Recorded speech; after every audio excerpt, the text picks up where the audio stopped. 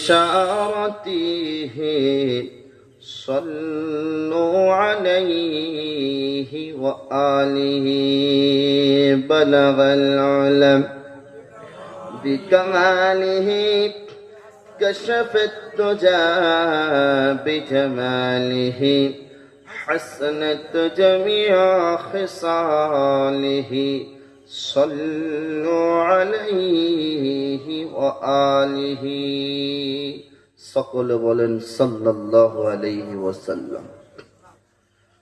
আলহামদুলিল্লাহ, সমস্ত প্রশংসা আল্লাহ পাকের দরবারে, যিনি আজ আছেন, কাল ছিলেন, আগামীতে থাকবেন, জিনার রাজত্বে, জিনার ভান্ডারে, জিনার কোষাগারে কোন রকমের কোন জিনিসের অভাব নাই, ছিল না, আর থাকবে না। যিনি আমাকে এবং আপনাকে ঈমানের মতো শ্রেষ্ঠ সম্পদ দিয়েছেন, কোরআনের মতো শ্রেষ্ঠ কিতাব দিয়েছেন, শ্রেষ্ঠ নবীর উম্মত করে দুনিয়ার জমিনে মুসলমানের ঘরে জন্ম দিয়ে দুনিয়ার আগুন থেকে বাঁচিয়ে নিয়েছেন, কিয়ামত ও আখিরাতের আগুন থেকে বাঁচার জন্য আমাকে এবং আপনাকে একটা সুযোগ দিয়েছেন। আমি এবং আপনি সেই সুযোগের সদ্ব্যবহার করে আজকের এই পবিত্র মজমাতে, এই মুহূর্তে প্রত্যেককে এক জায়গাতে বসেছি, আল্লাহ তাআলা বসিয়ে নিয়েছেন। তার জন্য কৃতজ্ঞতা স্বীকার করে মুক্ত কণ্ঠে উচ্চ আওয়াজে প্রশংসার কালিমা আদায় করে প্রত্যেকে বলি আলহামদুলিল্লাহ। ঠিক তার পরে পরে আকায়ে নামদার, তাজদার মদিনা, সরওয়ারে দো আলম সাল্লাল্লাহু আলাইহি ওয়াসাল্লামের উপর ভক্তি এবং ভালোবাসার সাথে প্রত্যেকে দরুদ পড়ি, প্রত্যেকে বলি সাল্লাল্লাহু আলাইহি ওয়াসাল্লাম। অতঃপর আজকের এই জলসার সম্মানীয় সভাপতি সাহেব, আমন্ত্রিত উলামায়ে কেরাম, বিজ্ঞাপিত আলেমে দ্বীন, সম্মুখে বসে থাকা বয়োজ্যেষ্ঠ, সমবয়স্ক, বয়কনিষ্ঠ, পর্দানশীল মা এবং বোনেরা, প্রত্যেককে শ্রেণীগতভাবে শ্রদ্ধা এবং সালাম জানাই। আজকে আমি এবং আপনি জলসাকে কেন্দ্র করে এই জায়গাতে উপস্থিত হয়েছি। আল্লাহ তাআলা আমাদের উপস্থিতিকে কবুল করুন, প্রত্যেকে বলেন আল্লাহুম্মা আমিন। আল্লাহ পাক রব্বুল আলামিন বান্দাকে খুব বেশি ভালোবাসেন। ভালো করে শুনবেন, আল্লাহ তাআলা নিজের বান্দাকে খুব বেশি ভালোবাসেন। আল্লাহ যখন আমাকে আপনাকে ভালোবাসেন, তখন বান্দাকে নেক কাজের দিকে ডেকে নেন, আর বান্দাও সেই নেক কাজের দিকে ধাবিত হয়ে যায়। বলুন সুবহানাল্লাহ। তো আমরা আজকে এই জায়গায় বসেছি, এমন একটা জায়গা যেখানে আমার আপনার নবী মুহাম্মদুর রাসূলুল্লাহ, সকলে বলেন সাল্লাল্লাহু আলাইহি ওয়াসাল্লাম, উনি এই জায়গাটাকে, এই মজমাটাকে জান্নাতের বাগানের সঙ্গে তুলনা করেছেন। উলামায়ে কেরামরা অহরহ জলসার মাহফিলকে জান্নাতি বাগান বলে সম্বোধন করেছেন। শুনেছেন না শুনেননি? আপনারা শুনেছেন জান্নাতি বাগান। তো জান্নাতি বাগান কেন বললেন, কি জন্য বললেন, এটা আমরা হয়তো অনেকে জানি না, কিন্তু আমরা এতটুকু কনফার্ম যে জান্নাতি বাগানে আল্লাহ বসিয়ে নিয়েছেন, তাই তো কি না? জি, আমরা প্রত্যেকে একমত জান্নাতি বাগানে বসিয়ে নিয়েছেন। এর ব্যাখ্যা পরে করবো ইনশাআল্লাহ। আল্লাহ পাক রব্বুল আলামিন বান্দাকে যখন ভালোবাসেন, বান্দাকে নিজের কাছে ডাকেন। ডাকেন না ডাকেননি? ডাকেন।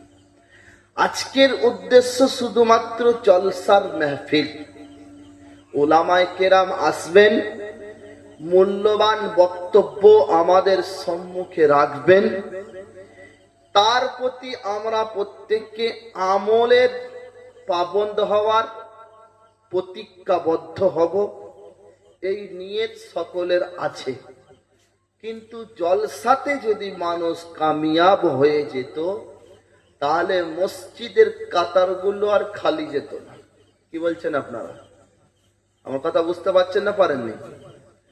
জলসা যদি কামিয়াবের দরজা হতো, তাহলে প্রতিটা গ্রামে, প্রতিটা এলাকায়, প্রতিটা শহরে মসজিদের কাতারগুলো খালি থাকতো না। কি বলছেন আপনারা?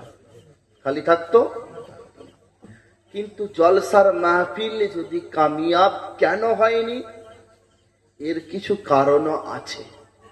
সেই জন্য আমরা এই এলাকার মানুষ, শুভবুদ্ধি সম্পন্ন মানুষ, আজকের দিনে ওলামারা 2 ঘন্টা 2.5 ঘন্টা ধরে বক্তব্য পেশ করবেন। করবেন না করবেন না? করবেন। যে কথাগুলো আমরা বলবো, এই কথাগুলো আপনাদের ইমাম মসজিদের মেহরাব এবং মেম্বারেতে দাঁড়িয়ে প্রতি জুম্মাতে শুনিয়েছেন। শুনিয়েছেন না শুনাননি? শুনিয়েছেন।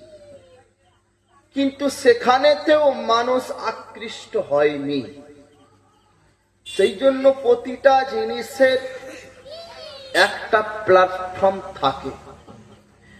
দিনের কাজ, দিনের শোভা অনেক রকমের, তার মধ্যে একটি হলো এই জলসার মাহফিল। আগে উলামায়ে কেরামের বয়ান হতো, মানুষ তখন মনে করত যে জলসার মজলিসে আমি যাচ্ছি, আমাকে পবিত্র হয়ে যেতে হবে, এই ধারণা থাকতো। কি বলছে? কথা বুঝতে পারছেন না পারেন? কিন্তু প্রথমেই বললাম, জান্নাতি বাগানের সঙ্গে তুলনা করেছেন। কেন করেছেন? যে জান্নাতি বাগান যেখানে হবে, সেখানে কোনো বেনামাজি থাকে না। থাকে? থাকে না। যেটা জান্নাতি বাগান হবে, তাদের আল্লাহ পাকের জাতের উপরে 100% বিশ্বাস থাকে। থাকে না? থাকে না? থাকে। কিন্তু আমরা যারা এখানে বসে আছি, আমাদের মধ্যে আল্লাহ পাকের জাতের উপরে কতটুকু ইয়াকিন আছে, সেটা আমরা কেউ বলতে পারবো না। কিন্তু আজ জাতি আল্লাহ পাকের বিশ্বাস এবং ভরসা থেকে রাস্তা ভটকে ফেলেছে। 2টো রাস্তা জাতিকে দেখিয়ে দিয়েছিলেন। একটি রাস্তায় কোরআন থাকবে, অপর রাস্তায় হাদিস থাকবে। উম্মতকে এই 2টো রাস্তা সামনে রেখে চলতে বলেছেন। যদি উম্মত 2টো জায়গা অ্যাডজাস্ট করে নিতে পারে, উম্মতের উপরে কোন রকমের বালা মুসিবত আসার কথা নয়। কিন্তু আজ আমি আপনি, জন্ম আমার আপনার মুসলমানের ঘরে, আমি এবং আপনি সর্বশ্রেষ্ঠ মখলুক বলে পরিচিত। আমার আপনার কাছে সর্বশ্রেষ্ঠ কিতাব রয়েছে, আমার এবং আপনার কাছে সর্বশ্রেষ্ঠ ইবাদত রয়েছে, আমার এবং আপনার কাছে সর্বশ্রেষ্ঠ ইবাদত গাহ মসজিদ রয়েছে, আমার এবং আপনার কাছে সর্বশ্রেষ্ঠ রসুল আছে। সব কিছু সর্বশ্রেষ্ঠ দিয়ে ভরিয়ে দেওয়ার পরেও উম্মতে মুহাম্মাদি আল্লাহকে চিনতে পারে নাই। এটাই ফাইনাল কথা। আল্লাহ পাক রব্বুল আলামিন ভালোবেসে বান্দাকে এই জায়গায় বসিয়ে নিয়েছেন। সেই জন্য আমরাও বসেছি। আমরা শেষ পর্যন্ত এই জায়গাতে বসে কোরআন এবং হাদিসের কথাগুলো শুনবো। শোনার পরে ভাববো, তারপরে সেটা আমল করব ইনশাআল্লাহ। আল্লাহ পাক রব্বুল আলামিন শোনাচ্ছেন, হাবিব আপনার উম্মতদেরকে আপনি জানিয়ে দেন আমি আল্লাহ এই বান্দাদেরকে সর্বশ্রেষ্ঠ করেছি। বলুন সুবহানাল্লাহ। রব্বিসুল জালাল কোরআন পাকের ভাষাতে শোনাচ্ছেন এবং হাবিবকে বলছেন, হাবিব আপনার উম্মতদেরকে আপনি জানিয়ে দেন। আল্লাহ পাক শোনাচ্ছেন, আল্লাহ কদ কাররামনা বনি আদম। আল্লাহ পাক রব্বুল আলামিন গোটা বিশ্বের মানুষদেরকে সেদিন সামনে রেখে নবী মুহাম্মদুর রাসূলুল্লাহ, সকলে বলেন সাল্লাল্লাহু আলাইহি ওয়াসাল্লাম, সেদিন হাবিব কি জানালেন, হাবিব গো আমি আপনার উম্মত তাদেরকে হওয়ার সৌভাগ্য দিয়েছি এবং তাদেরকে আমি আল্লাহ পাক সর্বশ্রেষ্ঠ উম্মত বলে, আশরাফুল মাখলুকাত বলে, আদমের সন্তান হিসাবে দুনিয়ার জমিনে আমি আল্লাহ সর্বশ্রেষ্ঠ জাতি ঘোষণা করলাম। বলুন সুবহানাল্লাহ। রব্বিল জালালের হাবিব শুধু বললেন, আল্লাহ পাক আপনি তাদেরকে সর্বশ্রেষ্ঠ করেছেন, এরপরে কি কোন নিয়ামত আপনি দিয়েছেন? আল্লাহ পাক হাবিবকে জানালেন, হাবিব গো আমি তাদেরকে শুধু সর্বশ্রেষ্ঠ করি নাই, এরপরে আপনি সর্বশ্রেষ্ঠ রাসূল। পৃথিবীর জমিনেতে আমি যত নবী পাঠিয়েছি, পয়গম্বর পাঠিয়েছি, সমস্ত নবী এবং পয়গম্বরদের মধ্যে সর্বশ্রেষ্ঠ রাসূল বলে আপনি মুহাম্মদুর রাসূলুল্লাহকে তাদের সামনে আমি পাঠিয়েছি। শুধু তাই নাই, এরপরে আমি আল্লাহ পাক একটি কিতাব দিয়েছি, যে কিতাবের মধ্যে মানুষ সব কিছু ধারণ আমি আল্লাহ করে পাঠিয়ে দিয়েছি।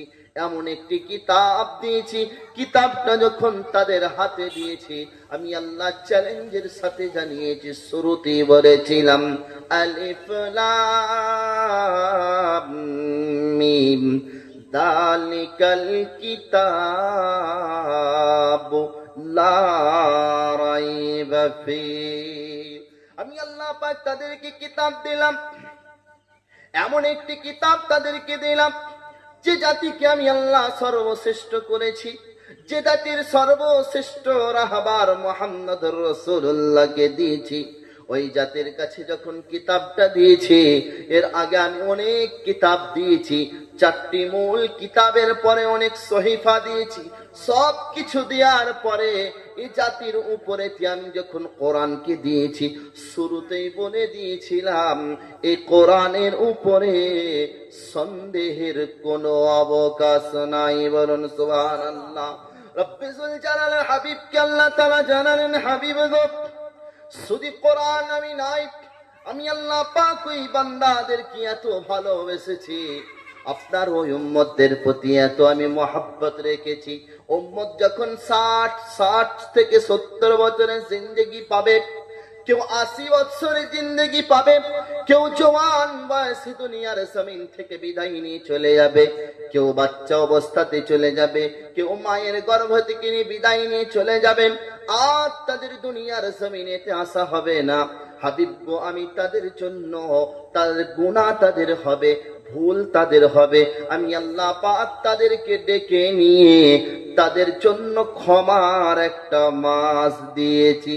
আল্লাহর হাবিব সেদিন বললেন, রব্বুল আলামিন মাসটা কি হবে? আল্লাহ তাআলা হাবিবকে সেদিন জানাচ্ছেন, শাহরু রমাযানাল্লাযী উনজিলা ফীহিল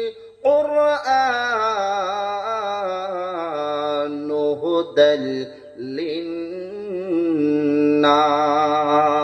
হাবিবকে আমি তাদেরকে পবিত্র রমজানুল মুবারক মাস দিয়েছি, যে মাসেতে আমি আল্লাহ পাক কোরআন পাকটাকে নাযিল করেছি, আর ওই কোরআনটা আমি বান্দাদের জন্য, মানুষের জন্য হেদায়েতের জারিয়া বানিয়েছি। বলুন সুবহানাল্লাহ। সেদিন হাবিব বললেন, আল্লাহ পাক সবাই কি হেদায়েত পেয়ে যাবে, সবাই কি আপনার এই কোরআনকে মেনে নেবে? আল্লাহ পাক বললেন না না, সবাই সেদিন মানতে পারবে না। যারা মানতে পারবে তারা কি হবে? আল্লাহ পাক সেদিন জানালেন ইযিল্লু বিহি কাসীরা ওয়া ইয়াহদি বিহি কাসীরা। আমি আল্লাহ পাক রব্বুল আলামিন তাদেরকে জানালাম, যারা কোরআনকে মেনে নেবে, গোটা সংখ্যক ব্যক্তির একদিন কোরআনকে যারা মানবে, হেদায়েতের দিকে তারা পাবে, রাস্তা পাবে। আবার কিছু মানুষ আছে কোরআন পাওয়ার পরেও হেদায়েতের রাস্তা তারা পাবে না। রব্বুল জালালের হাবিব বললেন, আল্লাহ পাক আমার যারা উম্মত হবে তারা কেমন হবে? আল্লাহ পাক রব্বুল আলামিন সেদিন হাবিবকে জানালেন, হাবিব গো, আমি আল্লাহ পাক আপনার উম্মতদের জন্য স্পেশালিস্ট ব্যবস্থা করে রেখেছি। আমি যাদেরকে আপনার উম্মত বানাবো, এরকম উম্মত আমি অন্য কোন নবীকে দেই নাই। বলুন সুবহানাল্লাহ। আল্লাহ পাকের নবী সেদিন বলবেন, আল্লাহ সে উম্মত গুলো কিরকম হবে?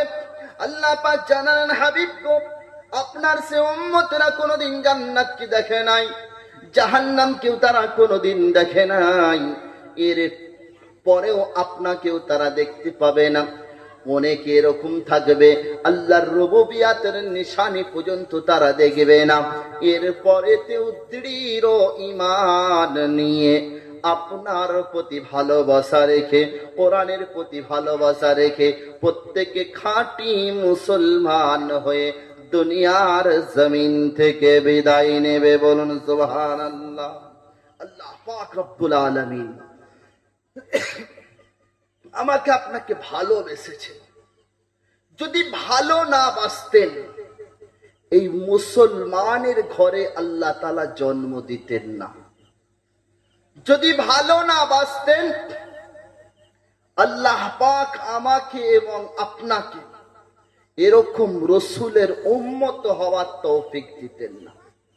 কিন্তু আজ আমি আপনি যে রাস্তা ইখতিয়ার করেছি, যে পথটাকে বেছে নিয়েছি, এই পথ কিন্তু আমাদের জন্য ভালো না। যদি বলেন কেন? আল্লাহ নবী সাল্লাল্লাহু আলাইহি ওয়াসাল্লাম সেদিন মক্কাবাসীকে রসুল দাওয়াত দিতে গিয়েছিলেন। রসুলের উপরে কোরআন এসেছে, আল্লাহ তাআলা হাবিবকে বলেছিলেন, ইয়া আইয়ুহার রাসূল বাল্লিগ মা উনজিলা ইলাইকা। হে রাসূল, আপনার প্রতি যেটা নাজিল হয়েছে এটা আপনি প্রচার করুন। আল্লাহ পাকের হাবিব সেদিন প্রচার করতে গিয়েছিলেন।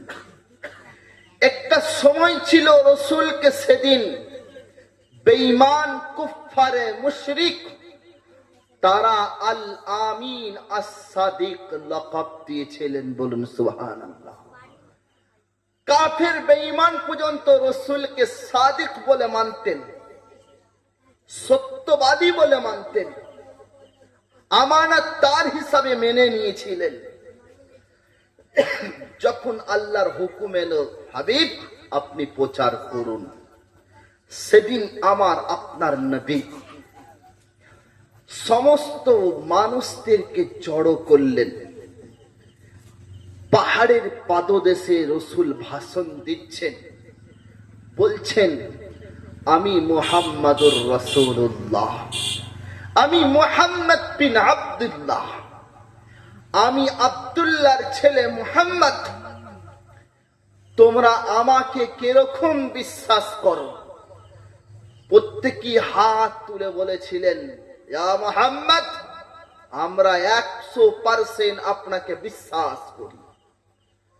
আল্লাহ নবী বললেন, ও মানুষ, আমি যদি ওই পাহাড়ের উপরে দাঁড়িয়ে আছি আর ঘোষণা যদি দিই পাহাড়ের পিছন থেকে শত্রুরা তোমাদের উপরে আক্রমণ করতে আসছে, এটা কি বিশ্বাস করে নেবে?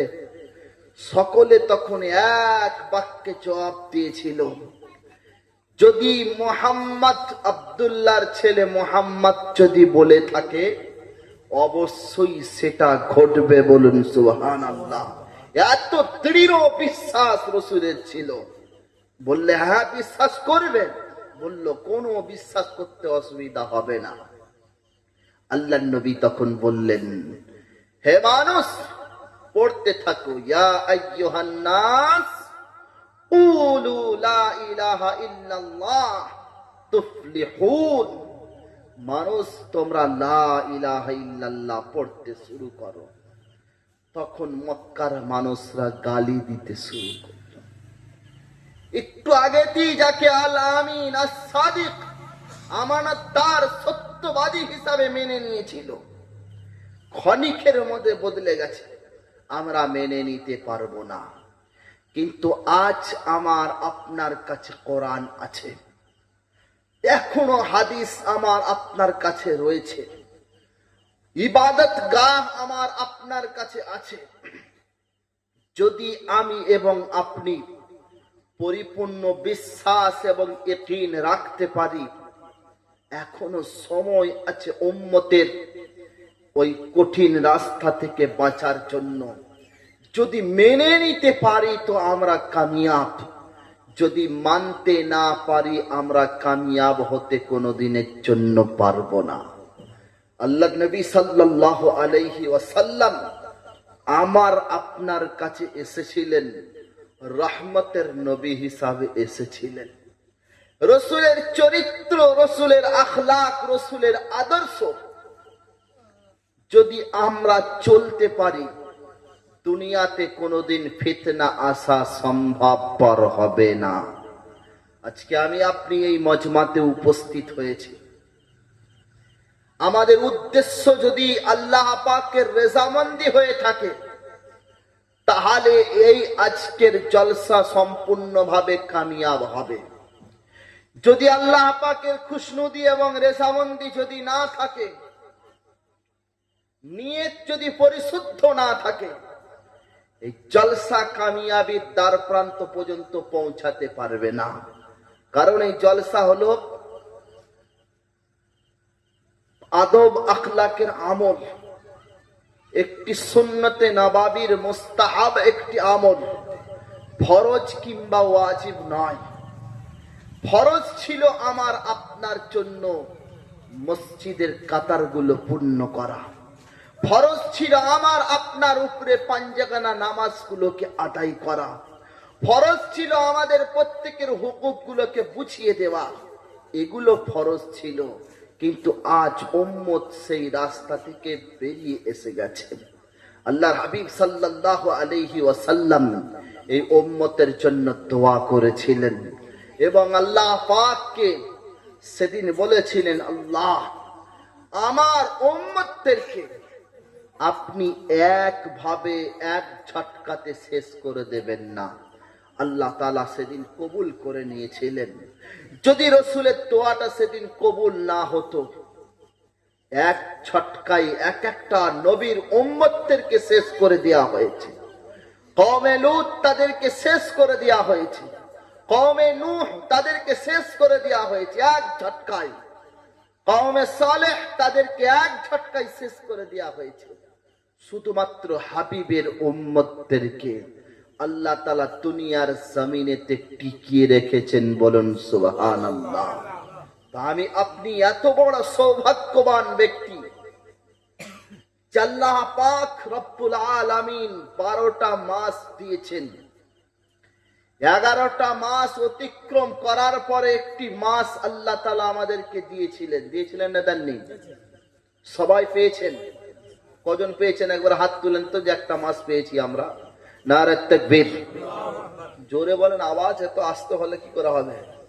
গোটা বিশ্বে এই আওয়াজ আল্লাহ পাকের রুবুবিয়াতের আলামত। যে জায়গাতে আমরা আজকে নিশ্চিন্তে আরামেতে ঈদের নামাজ আদায় করেছি না করিনি? নিশ্চিন্তে হয়েছে, নিরাপদে হয়েছে। হিন্দুস্তানের জমিনের ভিতরেতে এমনও জায়গা ছিল যেখানে ঈদের নামাজ পড়তে দেবে না বলেছিল, রক্তের হোলি খেলবে বলেছিল।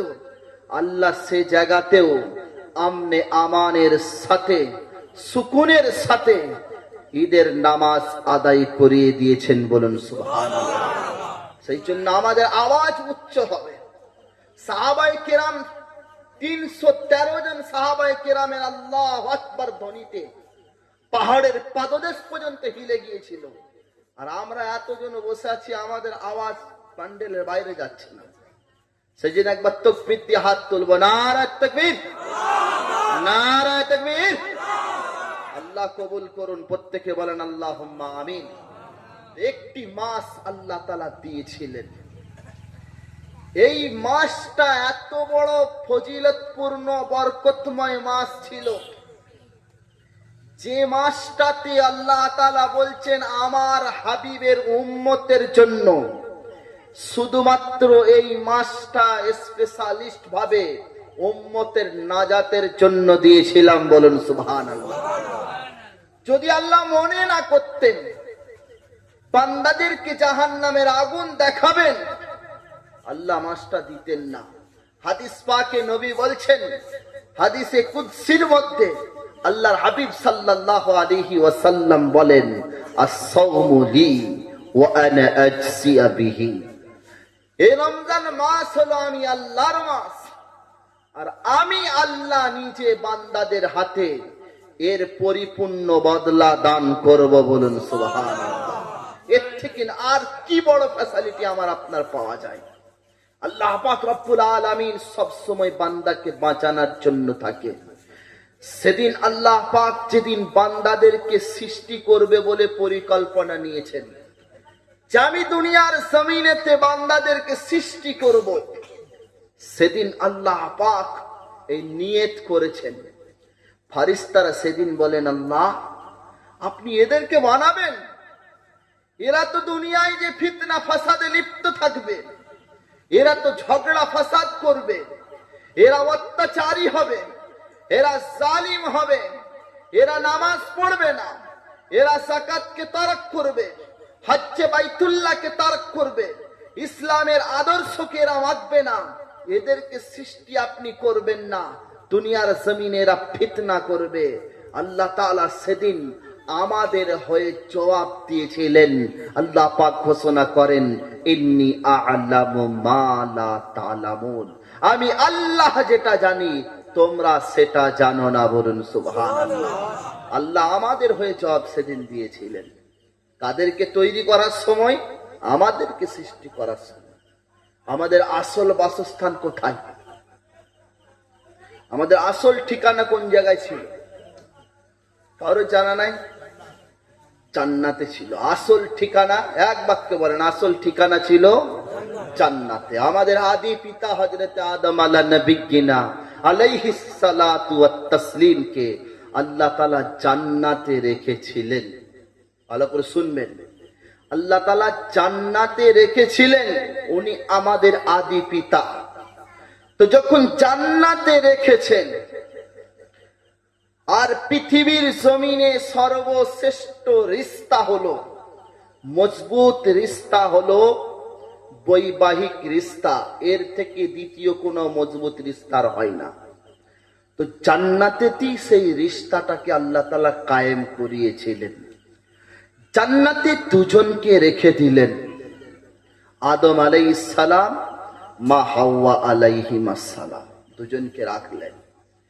এবং আল্লাহ তাআলা ঘোষণা করলেন, গন্ডি কেটে দিলেন যে জান্নাতে তোমরা বিচরণ করবে, কিন্তু একটা গাছ রয়েছে, ওয়ালা তাকরাবা হাদিহিশ শাজারাতা ফাতাকুনা মিনাজ জালিমিন, ওই গাছের নিকটবর্তী হবে না। গাছের কাছে তো দূরের কথা, তার কাছ পর্যন্ত তোমরা যাবে না।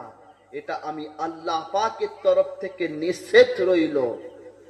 যদি তোমরা যাও প্রত্যেকে জালিম হয়ে যাবে। এই হুকুম আল্লাহ তাআলা দিলেন। হযরত আদম আলাইহিস সালাম আল্লাহর নবী হয়েছেন, আমাদের পিতা হয়েছেন।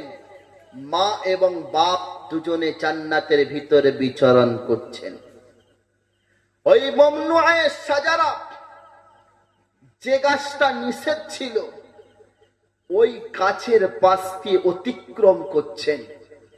ওই সময় শয়তান পিছন থেকে এসে কানে কানে উস্কানি দিয়েছে, এই গাছের ফল কত সুন্দর, এই গাছের ফলগুলো ভক্ষণ করে নাও, এরকম ফল আর পাওয়া যাবে না। সেদিন আদম আলাইহিস সালাম জবাব দিয়েছিলেন যে এই গাছের ফল আমাদের জন্য নিষিদ্ধ আছে।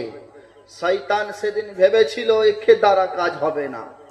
মায়ের কাছে গিয়ে মাকে বুঝিয়েছে ওই ফল খেতে হবে। সেদিন মা হাওয়া আলাইহিস সালামের ইসরার করেতে আল্লাহ নবী সাল্লাল্লাহু আলাইহি ওয়াসাল্লামের রিওয়ায়াত অনুযায়ী ইসরারেতে আদম আলাইহিস সালাম গাছের ফল খেয়ে নিয়েছেন। যখনই ফল খেয়ে নিয়েছেন, আল্লাহ তাবারক ওয়া তাআলা তিনটে শাস্তি দিয়েছিলেন। কটা শাস্তি দিয়েছিলেন? জোরে বলুন। ওইদিকে তাকিয়ে রয়েছে, মেহমান এসেছেন, আসবেন উনি, বক্তব্যটা একটু শুনে নেন মেহেরবানি করে। কটা শাস্তি দিয়েছিলেন? ভুল কটা করেছেন? শুনেছেন? সব শুনেননি? আল্লাহ পাকের হুকুম একটা অমান্য হয়েছে। কটা অমান্য হয়েছে? বলেছিলেন ওই গাছের নিকটবর্তী হবে না। একটা ভুলের কারণে হযরত আদম আলাইহিস সালাম মা হাওয়া আলাইহিস সালামকে তিনটে শাস্তি আল্লাহ তাআলা দিয়েছিলেন। কটা শাস্তি? কটা ভুলের জন্য? আমাদের কটা ভুল আছে? কি মনে হয় আমাদের ভুল আছে না নেই? আছে। তাহলে ওখানে তিনটে, একটা ভুলের জন্য তিনটে শাস্তি। শাস্তিগুলো শুনেন। আল্লাহ পাকের নবী মুহাম্মদ রাসূলুল্লাহ সাল্লাল্লাহু আলাইহি ওয়াসাল্লাম হাদিস পাকের রিওয়ায়াতে বর্ণনা করেন, আল্লাহ পাক যেদিন জানিয়েছিলেন হাবিব গো আপনার উম্মতদেরকে আপনি জানিয়ে দেবেন পৃথিবীর জমিনেতে যখন আমি আল্লাহ পাক মানুষকে সৃষ্টি করার জন্য সিদ্ধান্ত নিয়েছিলাম, সেদিন মানুষকে যখন সৃষ্টি করার জন্য তৈরি করেছিলাম, সেদিন সর্বপ্রথম বাধা হয়ে দাঁড়িয়েছিল ফেরেশতারা। সেদিন আমি আল্লাহ পাককে সেদিন জানিয়েছিলেন আল্লাহ যদি আপনার ইবাদত দরকার থাকে আমাদেরকে বলবেন, কিয়াম করতে বলবেন, কিয়ামত পর্যন্ত দাঁড়িয়ে থাকবো, রুকুর কথা বলবেন তো কিয়ামত পর্যন্ত রুকুতে দাঁড়িয়ে যাব, সাজদার কথা বলবেন কিয়ামত পর্যন্ত সাজদাতে পড়ে যাব, তাসবিহ তাহলিলের কথা বলবেন, আমরা সবেতেই রাজি আছি, কিন্তু ওই বান্দাদেরকে সৃষ্টি করবেন না যারা দুনিয়ার জমিনে গিয়ে আপনাকে মানবে না, আপনি রব বলে তারা কোনোদিন স্বীকার করবে না, আপনার হাবিব মুহাম্মদ রাসূলুল্লাহকে তারা নবী বলেও স্বীকার করে নেবে না, আপনার হুকুমগুলো তারা পালন করবে না, এদেরকে আপনি সৃষ্টি করবেন না। সেদিন আল্লাহ পাক জবাব দিয়েছিলেন, ইন্নী আ'লামু মা লা তা'লামুন, আমি আল্লাহ যেটা জানি ও ফেরেশতারা তোমরা সেটা জানো না। সেদিন আল্লাহ পাক আদমকে সৃষ্টি করলেন, হাওয়া আলাইহিস সালামকে সৃষ্টি করলেন, জান্নাতের ভিতরেতে আমাদেরকে যখন রেখে দেয়া হয়েছিল আল্লাহ পাক রব্বুল আলামিন এই গন্ডি কেটে দিলেন, এর ভিতরে আর যাওয়া যাবে না। একটি ভুলের জন্য তিনটি সাজা আল্লাহ তাআলা সেদিন দিয়েছিলেন। প্রথম নম্বর সাজা হলো জান্নাত থেকে বিতাড়িত করে দিলেন। প্রথম নম্বর সাজা জান্নাত থেকে বিতাড়িত করলেন। দ্বিতীয় নম্বর সাজা দিলেন জান্নাতের লেবাসটাকে খুলে দিলেন। তৃতীয় নম্বর সাজা দিলেন একে অপরের মধ্যে কোনো রকমের সম্পর্ক না রেখে দুজনকে সম্পূর্ণভাবে আলাদা করে দিলেন। দুজনকে আলাদা করে দিয়েছে, আর রাখেননি একসাথে। আল্লাহ পাক রব্বুল আলামিন সেদিন কঠিন সিদ্ধান্ত নিয়েছিলেন, একটি ভুলের জন্য তিনটে শাস্তি আল্লাহ তাআলা দুনিয়াতে দিলেন। কিন্তু আজ আমি এবং আপনি সেই রসুলের উম্মত, সেই আল্লাহ পাকের বান্দা, আমাদেরকে একটি ভুলের জন্য কতটুকু খেসারাত গুনতে হবে, এটা আমরা একবারও ভাবি নাই। সেই জন্য আল্লাহ পাক বারবার আমাদের জন্য ফ্যাসিলিটির ব্যবস্থা রেখেছেন। বান্দাকে রমজান দিয়েছেন বান্দার আত্মশুদ্ধি করার জন্য। আল্লাহ পাকের ইচ্ছা ছিল না যে বান্দাকে শুধু সেহরি থেকে নিয়ে ইফতার পর্যন্ত শুকিয়ে রেখে দেবেন, এটা আল্লাহ পাকের ইচ্ছা ছিল না।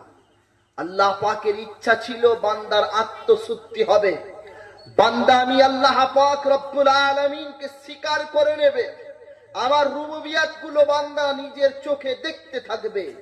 কিন্তু আজ আমি আপনি সেই বান্দার হয়ে আল্লাহ পাকের হাবিবের উম্মত হওয়ার পরে আমার আপনার কাছে রসুলের সিরাত এসে পৌঁছালো না।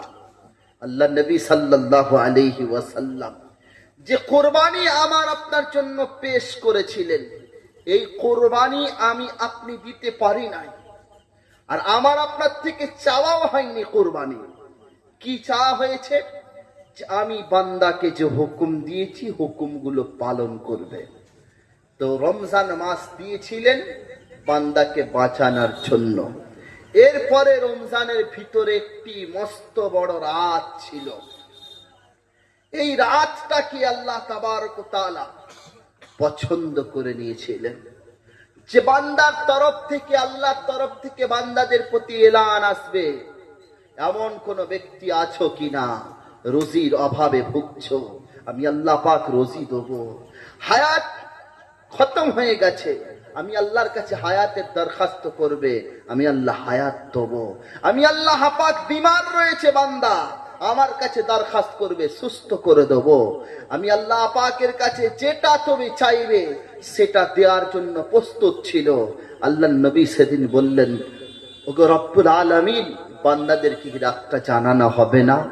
আল্লাহ পাক সেদিনেতে কোরআনে কারীমের আয়াত অনুযায়ী ঘোষণা করলেন, ইন্না আনসালনাহু ফি লাইলাতিল কদর, আমি একটি রাত্রি দিয়েছি, কদরের রাত্রি। ওই রাত্রিটাকে লুকিয়ে রাখলেন শুধু আমাদের মতন উম্মত উম্মতিদের জন্য। সেদিন জানাতে এসেছিলেন, উম্মতে ঝগড়া চলছিল, ফাসাদ চলছিল। আল্লাহ পাক বললেন এটা আর তাদেরকে জানানো হবে না। যাই হোক, আল্লাহ পাক রব্বুল আলামিন বান্দাদেরকে ভালোবাসার নমুনা আল্লাহ তাআলা দিলেন।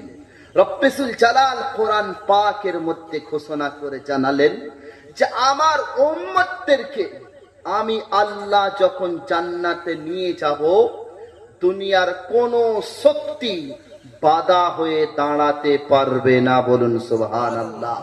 সেদিন আল্লাহ তাআলা বলেছিলেন, চ্যালেঞ্জ হয়েছিল শয়তানের সঙ্গে আল্লাহ তাআলা।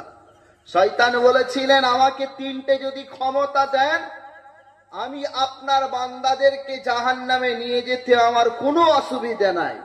আল্লাহ তাআলা বললেন, কি তিনটে ক্ষমতা?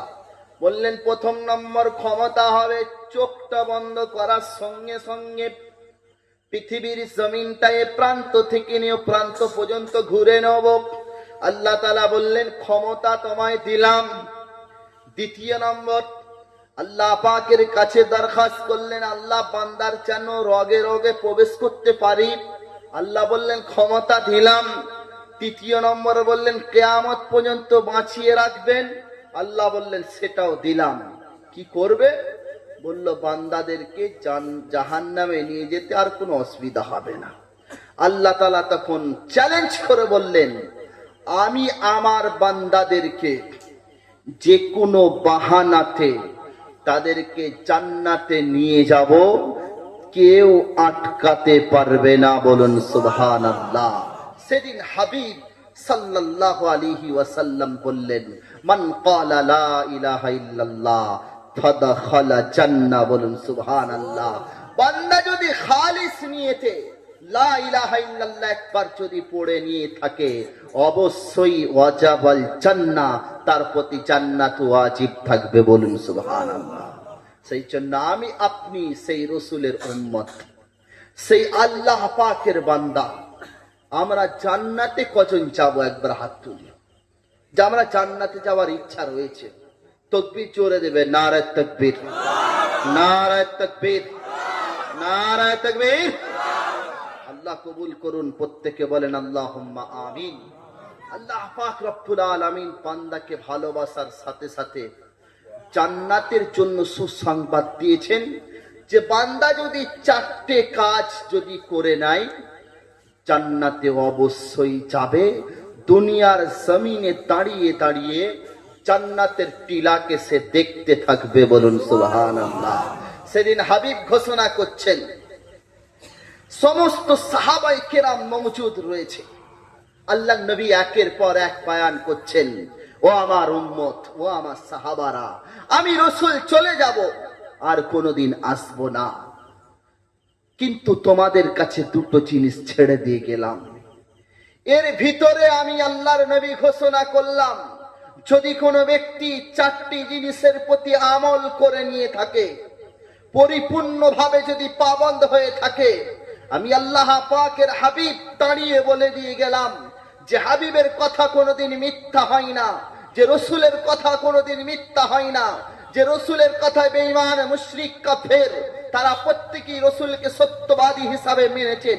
সেরকম রসুল সেদিন আলাল এলান উম্মতের সম্মুখে বয়ান করে দিয়ে গিয়েছিলেন, উম্মত আমি রসুল 4টি কথা বলে যাব, যদি আমল করে নিতে পারো জান্নাতকে তোমরা দেখতে পাবে। সেই জন্য আমি আপনি আমল করব ইনশাআল্লাহ, করব সকলে ইনশাআল্লাহ। দেখুন দুনিয়ার জমিনে এসেছি, কখন ডাক আসবে কেউ জানে না। জানে কেউ? কেউ জানে? জানে না। হয়তো আমি বয়ান করছি, ডাক এসে যাবে, হাজির হতে হবে, কিন্তু আমি যে হাজির হব কিছু নিয়ে তো যেতে হবে, হবে না? হবে না? কি বলছেন?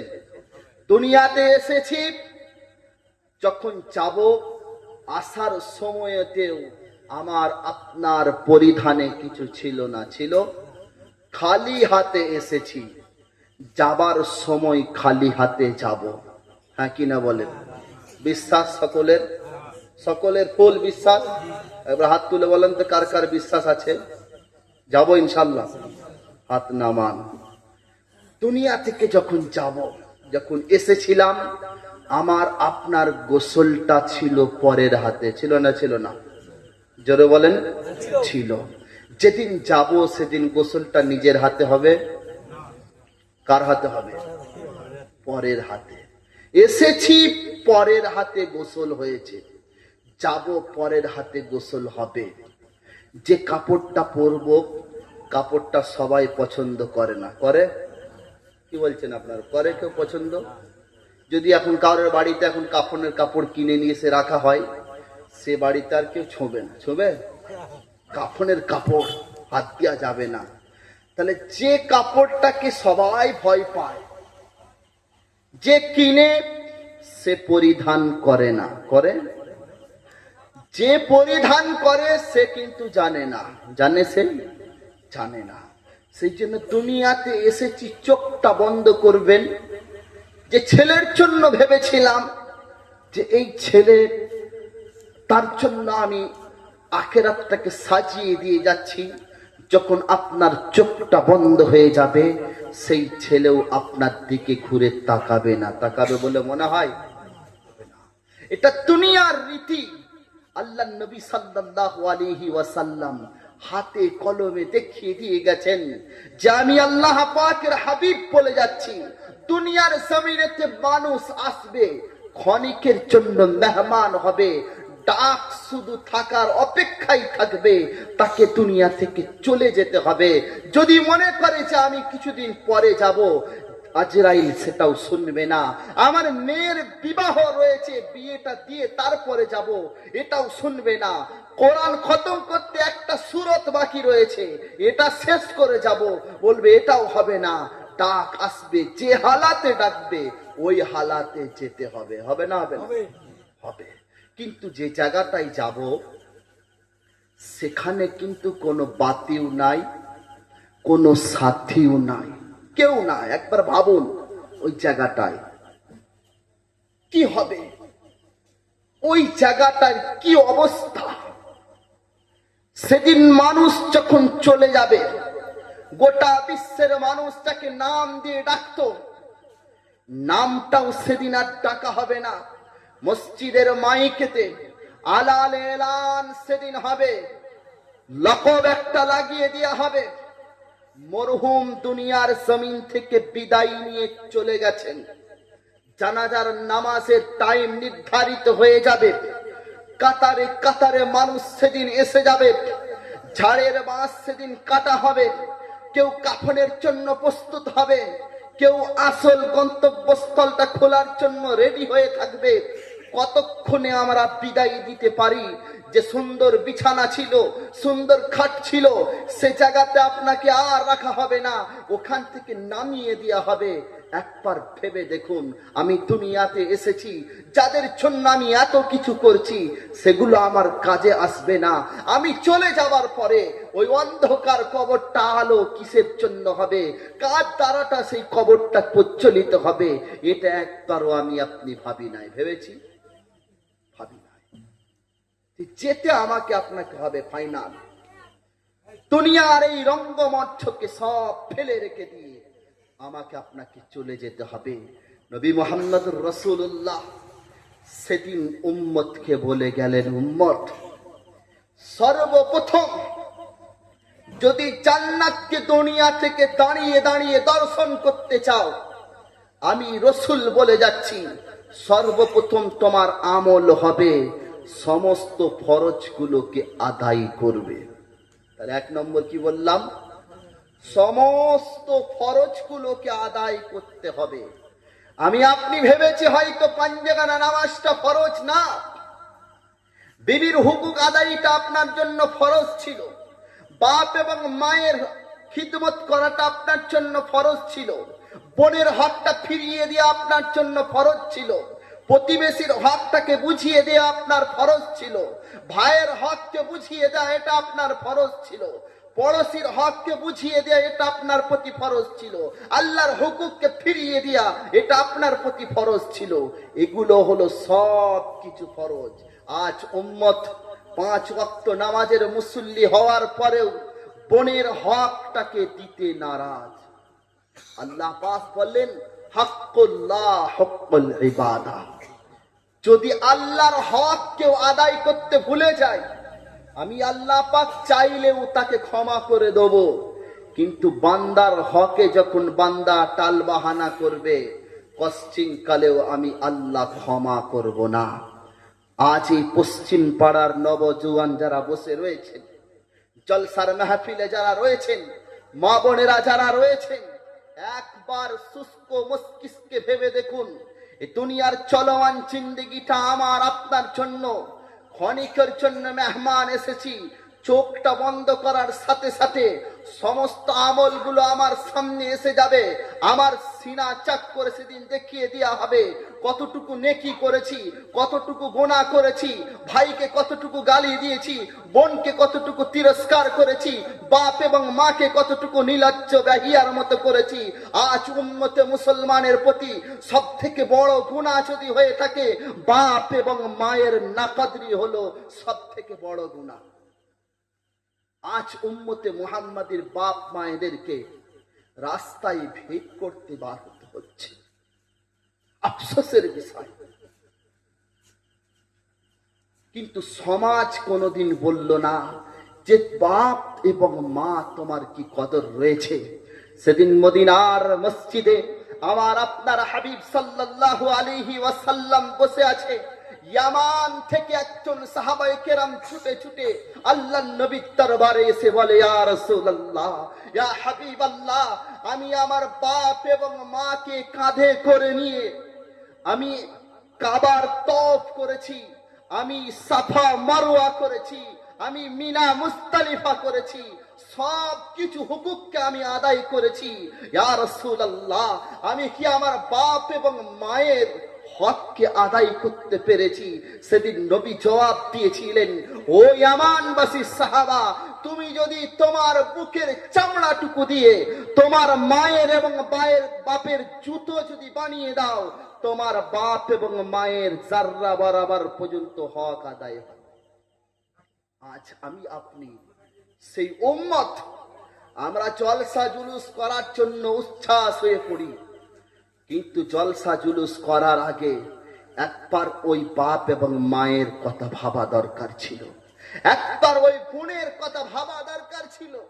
আজ উম্মতে মুহাম্মাদি মনে করে নিয়েছে আমরা তো সর্বশ্রেষ্ঠ উম্মত, আমরা তো সর্বশ্রেষ্ঠ জাতি, আমাদের কাছে কোরআন আছে, আমাদের কাছে হাদিস আছে, আমাদের জান্নাতে যাওয়া কোনো অসুবিধা হবে না।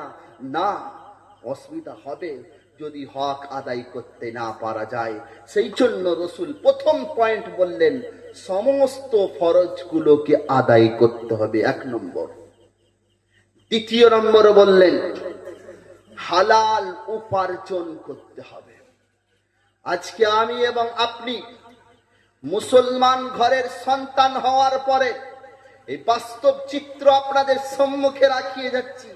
আল্লাহ নবী সাল্লাল্লাহু আলাইহি ওয়াসাল্লাম বলেন দুনিয়াতে একটা সময় আসবে যে সময়টাতে জাতি তখন হালালকে ছেড়ে দিয়ে হারামের দিকে ঘুরে ঘুরে বেড়াবে।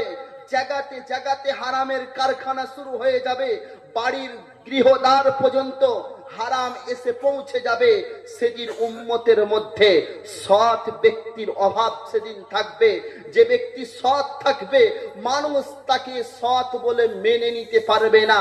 যে আইম্মায়ে কেরাম সতের বিরুদ্ধে, সতের পক্ষে, হারামের বিরুদ্ধে যখন ফতোয়া দেবে সেই ইমামের মসজিদ থেকে চাকরি তার বরখাস্ত হয়ে যাবে। এলাকার আলেম যখন হকের আওয়াজ তুলবে, হারামের বিরুদ্ধে যখন ফতোয়া দেবে সেরকম আলেমদের কথা সেদিন শোনা হবে না। রসুলের ভবিষ্যৎবাণী ছিল, আজ সেই ভবিষ্যৎবাণী 100% কাজ হয়েছে। হালাল উপার্জন কেন বলেছেন? এত সহজ নয়। আজকে দেখুন মোড়েতে, প্রতিটা মোড়ে মোড়ে চায়ের দোকানের পাশে পাশে আপনার লটারির দোকান বসেছে। বসেছে না বসেননি? কি বলছেন আপনারা? বসেছেন। কাদের ভিড় বেশি, গায়ের কওমের না মুসলমানের? জি, মুসলমানের ভিড় বেশি। সংখ্যান অনুযায়ী, পরিসংখ্যান বলছে মুসলমানের ভিড় ওই জায়গাতে বেশি, কমাতে পারা যায় না। আল্লাহু আলাম, আল্লাহ বেহতার জানে এই জাতি কেন এত নির্লজ্জ হয়ে যাবে, এই জাতি কেন এত নিচে নেমে যাবে। এটা আল্লাহ পাক রব্বুল আলামিন বলেন যে আমার বান্দারা যখন আমার কোরআনকে মেনে নিতে পারবে না, হাদিস পাককে মেনে নিতে পারবে না, তখন আমি আমার বান্দাদেরকে লাঞ্ছিত, অপমানিত, অপদস্থ করব। আজ সেই ঘটনা ঘটছে। সেই জন্য পশ্চিম পাড়ার নওজোয়ান যুবক মুরব্বিয়ানে কেরাম মা এবং বোনেদেরকে সম্বোধন করে বলে যাচ্ছি আল্লাহ পাক রব্বুল আলামিন উনি দেখছেন এবং আমি এই জায়গাতে বসে আছি, আপনারাও এই জায়গাতে বসে আছেন। প্রকাশ্যভাবে আপনাদের কাছে বলে যাই রসুলের হাদিস কোনোদিন মিথ্যা হয় না। রসুল সেদিন বলেছিলেন দুনিয়ার জমিনে যদি তোমরা শ্রেষ্ঠ ব্যক্তি দেখতে চাও তো হাফেজে কোরআনের দিকে তাকিয়ে দেখবে, কোরআন পড়নেওয়ালার দিকে তাকিয়ে দেখবে, এরা আমার কাছে সর্বশ্রেষ্ঠ। এটা রসুলের বাণী। আল্লাহর হাবিব সাল্লাল্লাহু আলাইহি ওয়াসাল্লাম এই বাণীগুলো বলার সাথে সাথে প্রথম নম্বর বললেন সব ফরজগুলো আদায় করবে। দ্বিতীয় নম্বর বললেন হালাল রুজি উপার্জন করবে। তৃতীয় নম্বর বললেন গুনাহ করার সঙ্গে সঙ্গে তওবা করবে। গুনাহ আমার হয়ে গেছে, তওবা করে নেব। আর চতুর্থ নম্বর বলে গেলেন কোরআনে কারীমটাকে মজবুতির সঙ্গে ধরে নেবে। এই চারটে যদি করে নিতে পারো জান্নাতকে দুনিয়ায় দাঁড়িয়ে দাঁড়িয়ে দেখতে পারবে। যদি বলেন কেমন করে? একজন ব্যক্তি 5 ওয়াক্ত নামাজ পড়ে, রোজা রাখে, হজ করে, যাকাত দেয়, বাপ মায়ের হুকুককে আদায় করে, পাড়া প্রতিবেশীর হুকুককে আদায় করেছে, মসজিদের হুকুককে, মাদ্রাসার হুকুককে, এক কথায় সমগ্র ফরজগুলোকে যখন আদায় করে নিয়েছে অটোমেটিক তার খানাটাও হালাল হবে। বলুন সুবহানাল্লাহ। তৃতীয় নম্বর, যখন সে সমস্ত ফরজগুলো আদায় করতে সক্ষম হবে গুনাহ থেকে অটোমেটিক সে বেঁচে যাবে এবং গুনাহ হওয়ার সঙ্গে সঙ্গে তওবা করে নেবে। আর চতুর্থ নম্বর, যখন সব পবিত্র হয়ে যাবে কোরআনটাকে তখন সে সিনার মধ্যে নিয়ে নেবে। আল্লাহ নবী বললেন এটাই হলো সেই বান্দা। সেই জন্য আমি আপনি এই জায়গায় বসে আছি, এই চারটি যদি বাঁধতে পারি তো কামিয়াব হব। বাঁধতে যদি না পারি, হাজারো জলসা হবে, জুলুস হবে, মাহফিল হবে, কিন্তু মানার সিফাত যদি না থাকে কামিয়াবি তার পর্যন্ত পৌঁছাতে পারবা যাবে। আল্লাহ নবী সাল্লাল্লাহু আলাইহি ওয়াসাল্লাম সেদিন দুনিয়ার জমিন থেকে বিদায় নিয়ে চলে যাবেন।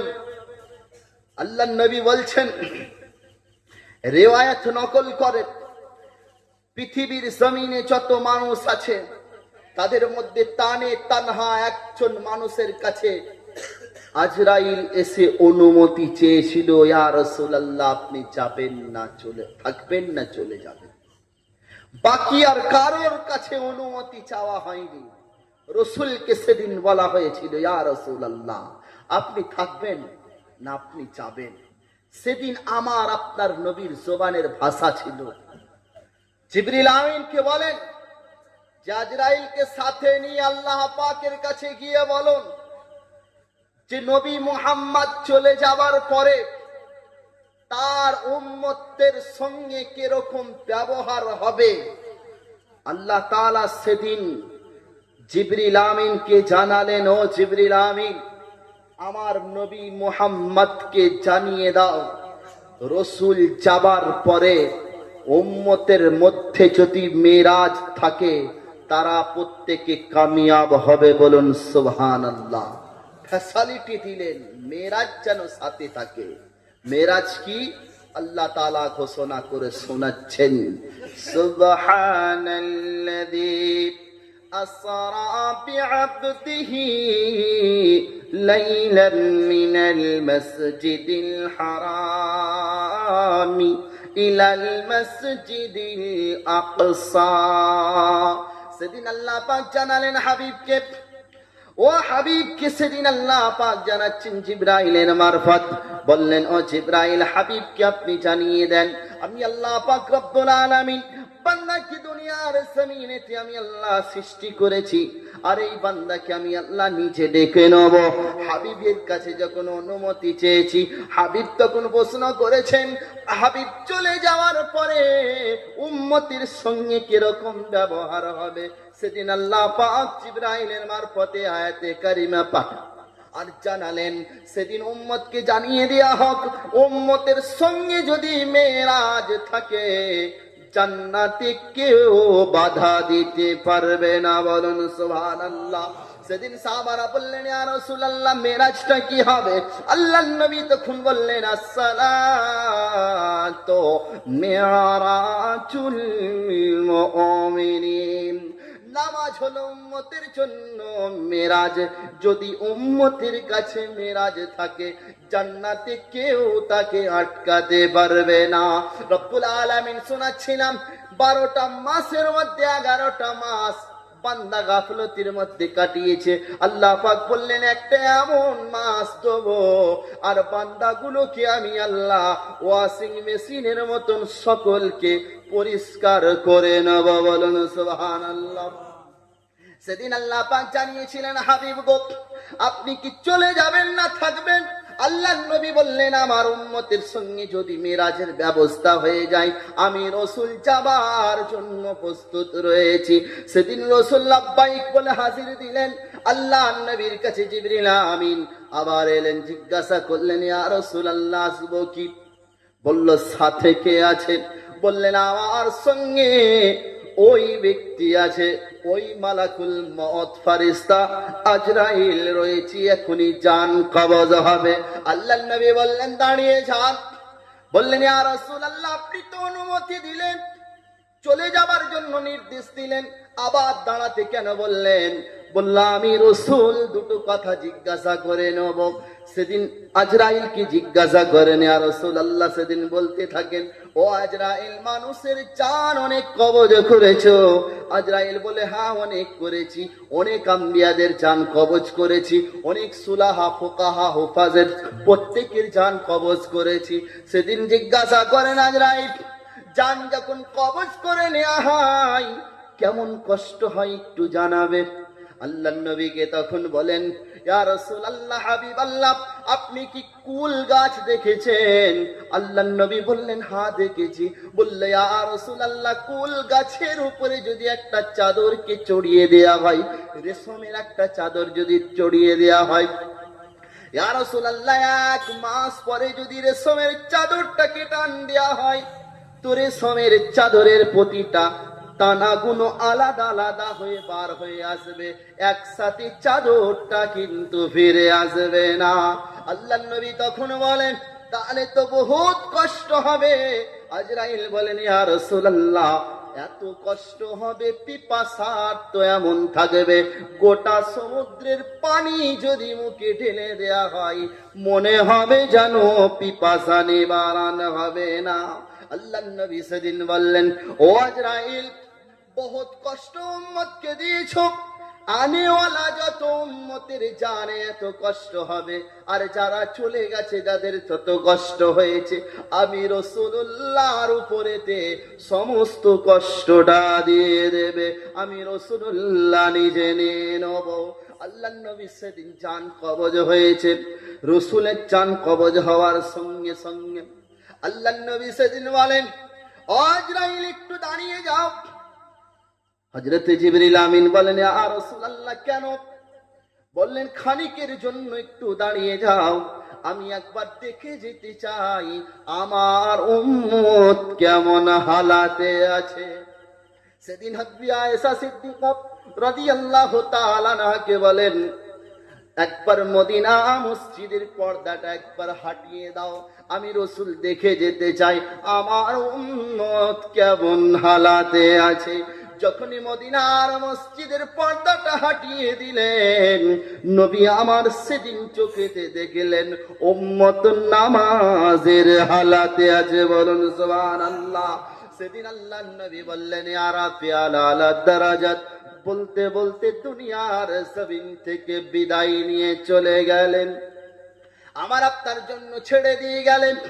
আল্লাহর নবীর বিবি হযরতে খাদিজাতুল কুবরা, বিশ্বের সব থেকে শ্রেষ্ঠ রমণীর মধ্যে 1 নম্বর মহিয়সী নারী যদি ছিল, হযরতে খাদিজাতুল কুবরা রাদিয়াল্লাহু তাআলা আনহা যেদিন দুনিয়ার জমিন থেকে বিদায় নিয়ে চলে গেছেন, আল্লাহর নবীকে সেদিন তিনটি ওসিয়ত করে গিয়েছিলেন।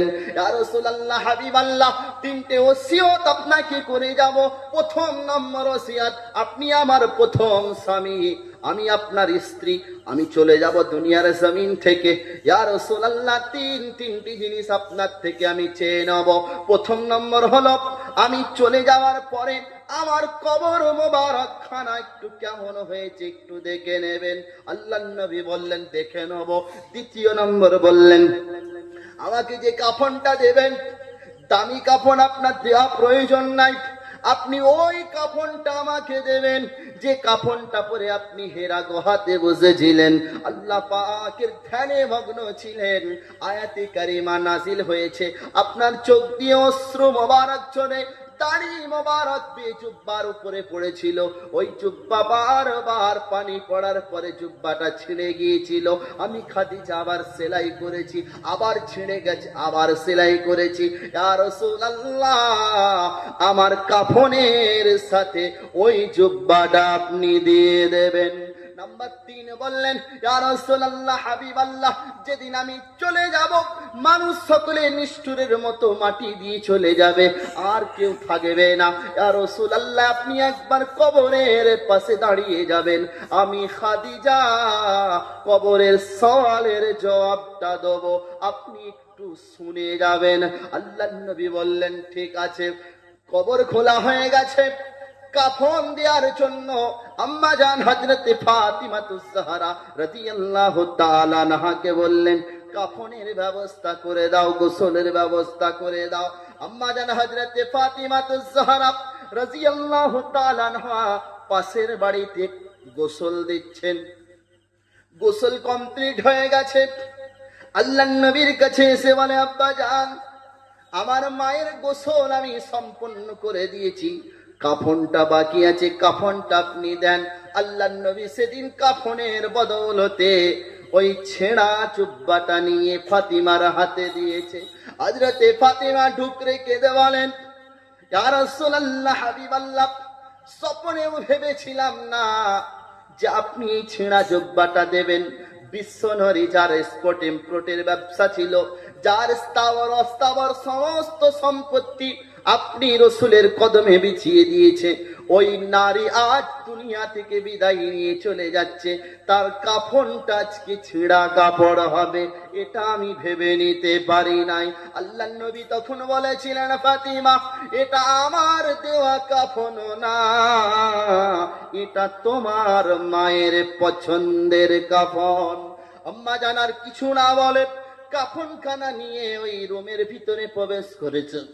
আম্মা জান হযরতে ফাতিমা তাজহরা রাদিয়াল্লাহু তাআলা আনহা ছিঁড়া জুব্বাটা নিয়ে ওই কাফনের শরীরে ঠেকাতে দেরি, সঙ্গে সঙ্গে জান্নাতি লেবাসে পরিপূর্ণ হয়েছে। বলুন সুবহানাল্লাহ। হযরত আম্মা জান ফাতিমা এতক্ষণ কাঁদছিলেন, বাড়ির ভিতর থেকে বেরিয়ে এসে আল্লাহর নবীকে বলেন, ইয়া রাসূলুল্লাহ, আমি আপনার ছেঁড়া জুব্বাটা মায়ের শরীরে টাচ করতে দেরি, কিন্তু কাফনের কাপড়টা জান্নাতি লেবাসে পরিপূর্ণ হতে দেরি হয় না। আমি ঠেকাতে শুধু দেরি করেছি, কিন্তু কাফনটা জান্নাতি লেবাসে পরিপূর্ণ হতে দেরি হয় না। আম্মা জান হযরত ফাতিমা তাজহরা যখন বলেছেন কাফন দেয়া হয়ে গেছে, দাফনের জন্য প্রস্তুত, জানাজার নামাজ হয়ে গেছে, সাহাবায়ে কেরামরা একে একে দাফন দিয়েছেন, সকলে মাটি দিয়ে ফিরে চলে আসছেন।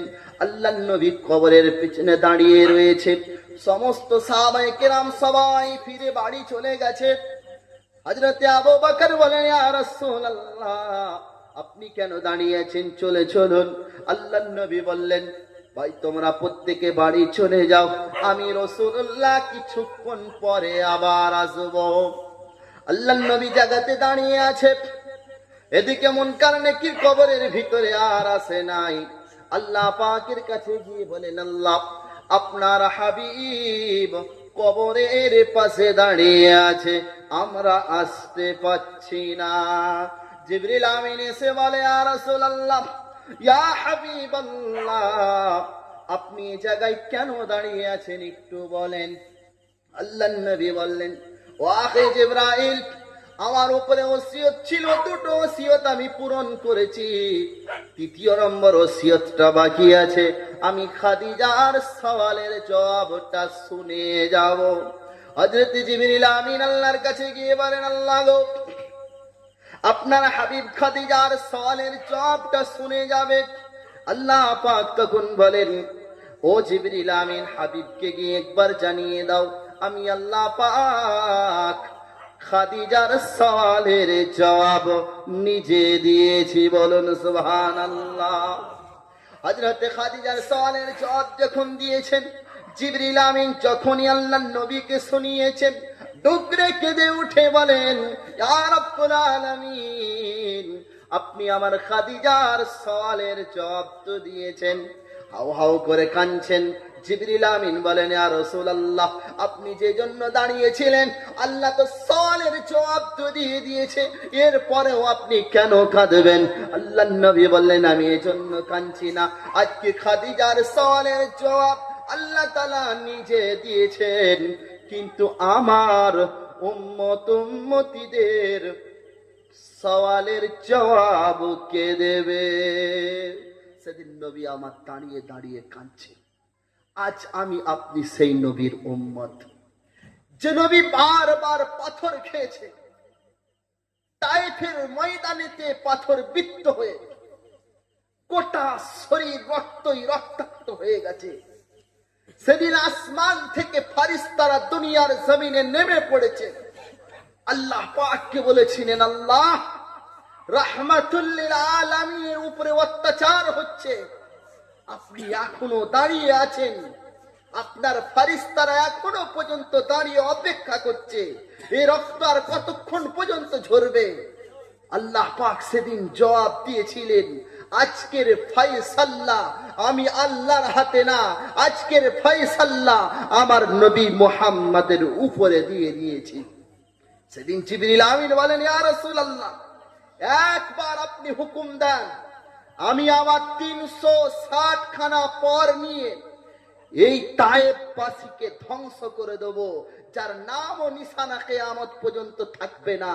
সেদিন আল্লাহর নবী বলেছিলেন, ও জিবরিল আমিন, এরা আমি নবী মুহাম্মদকে চেনে না, এদিকে যদি মেরে দেওয়া হয় কোন এমন জাতি আসবে আমি রসুলের কলমা পড়ে নেবে।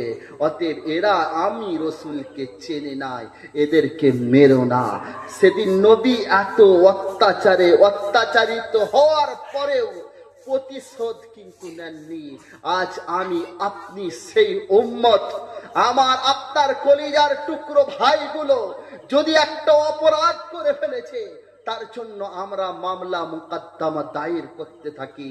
আমার বাপ এবং মা যদি অন্যায় করেছে, তার জন্য গ্রামেতে সালিসি মিটিং ডেকে থাকি আর পরিচয় দিয়ে থাকি আমরা রসুলের উম্মত। সেই জন্য আমি আপনি জলসার মেহফিলে শুধু জলসা শোনার জন্য এসেছি।